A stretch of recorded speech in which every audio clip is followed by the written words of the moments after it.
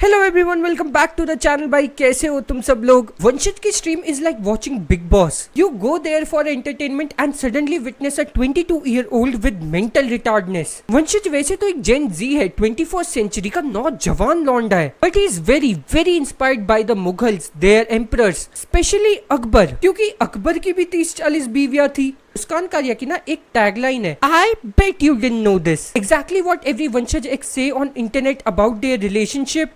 Fun fact तो ये है, वंशज को भी उनकी वीडियोस देख के पता चलता है कि ओ ये भी हुआ था रिलेशनशिप में। वो 2-3 लड़कियों से एक साथ बात करने पे होता है। It is a very common mistake. Come on guys, Vanshaj has a very fine taste, very refined taste, specially in women, because it is not easy to find girls dumber and more cringier than yourself. मुझे recently पता चला है कि वंशज को books पढ़ने का बहुत शौक है। He likes to read books बहुत ज्यादा। अभी उसकी the favourite book is the gaslight effect by Robin Stern. Vanshaj की ईगो एंड कॉन्फिडेंस इतना हाई है ना इंटरनेट पे, if you meet him in real life कभी भी, वो बस हाथ जोड़ के बोलेगा भैया प्रणाम and he leave. If you tell me to describe Vanshaj in 3 words, I can't. If you tell me to describe Vanshaj in 2 words, I can't. If you tell me to describe Vanshaj in 1 word, I can't. Because उस level के चूतियों को describe करने के लिए ना अभी तक कोई वर्ड बना ही नहीं है। So recently वंशज की ex girlfriend Pooja Goswami uploaded a Instagram reel in which she accused him of cheating on him and constantly lying in their relationship.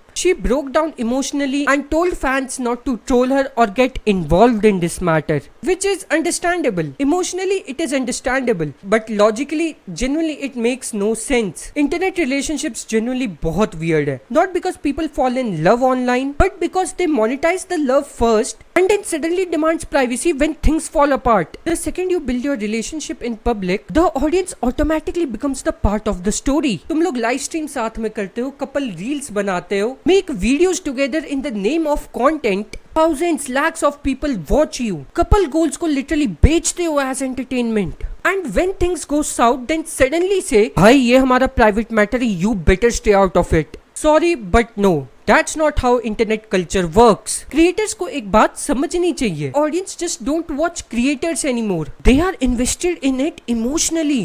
Fans defend the relationship, ship them, argue over them, make edits. They literally buy into the fantasy.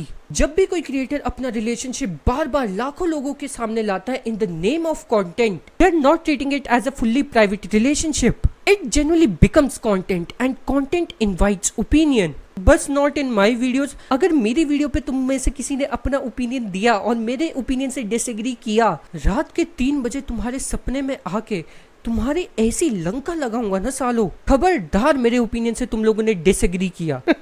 एक तो मेरे opinion से कोई कैसे disagree कर सकता है. Brother, I am always right. Same चीज इफ यू गाइज रिमेम्बर, जब फ्लाइंग बीस्ट की कंट्रोवर्सी हुई थी तब भी हुई थी. रूमर्स उड़ रहे थे कि they are about to get a divorce. तब रितु राठी ने अपने इंस्टाग्राम पे बोला था कि भाई जनता को कोई भी हक नहीं है इस चीज में इन्वॉल्व होने का, जनता को कोई भी हक नहीं है अपना ओपिनियन देने का, ये उनका प्राइवेट मैटर है.